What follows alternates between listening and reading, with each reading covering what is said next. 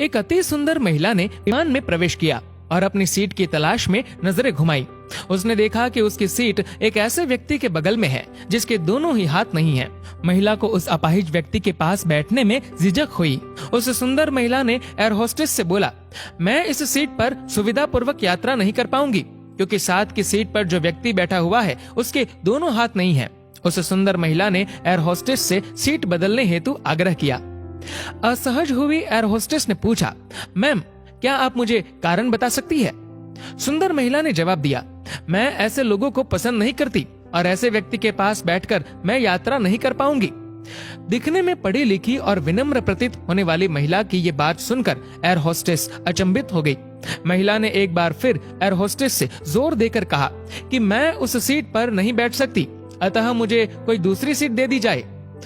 Air hostess ने खाली seat की तलाश में चारों ओर नजर घुमाई पर कोई भी सीट खाली नहीं दिखी। एयर होस्टेस ने महिला से कहा कि मैडम, इस इकोनॉमी क्लास में कोई सीट खाली नहीं है, किंतु यात्रियों की सुविधा का ध्यान रखना हमारा दायित्व है, अतः मैं विमान के कप्तान से बात करती हूँ, कृपया तब तक थोड़ा धैर्य रखें। ऐसा कहकर एयर होस्टेस कप्तान से बात करने चली गई और उसने जाकर पूरी बात कप्तान को बताई। कुछ समय बाद वो लौटी और उसने महिला से कहा, मैडम आपको जो असुविधा हुई उसके लिए हमें बहुत खेद है। इस पूरे विमान में केवल एक ही सीट खाली है और वह प्रथम श्रेणी में है। मैंने हमारी टीम से बात की और हमने एक असाधारण निर्णय लिया। एक यात्री को इकोनॉमी क्लास से प्रथम श्रेणी में भेजने का कार्य हमारी कंपनी के इतिहास में पहली बार हो रहा है।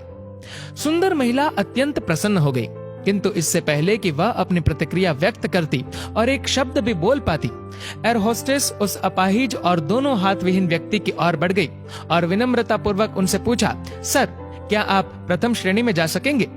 क्योंकि हम नहीं चाहते कि आप एक अशिष्ट यात्री के साथ यात्रा करके परेशान हो।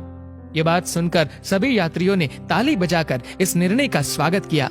वह अति सुंदर दिखने वाली महिला तो अब शर्म से नजरें ही नहीं उठा पा रही थी। तब उस अपाहिज व्यक्ति ने खड़े होकर कहा, मैं एक भूतपूर्व सैनिक हूँ और मैंने एक ऑपरेशन के दौरान कश्मीर सीमा पर हुए बम विस्फोट में अपने दोनों हाथ खो दिए थे।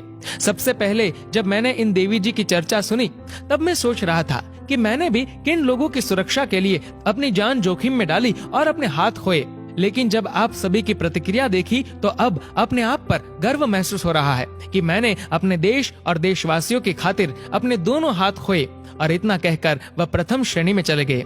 सुंदर महिला पूरी तरह से शर्मिंदा होकर सर झुकाए सीट पर बैठ गई। अगर विचारों में उदारता नहीं है तो ऐसी सुंदरता का कोई मूल्य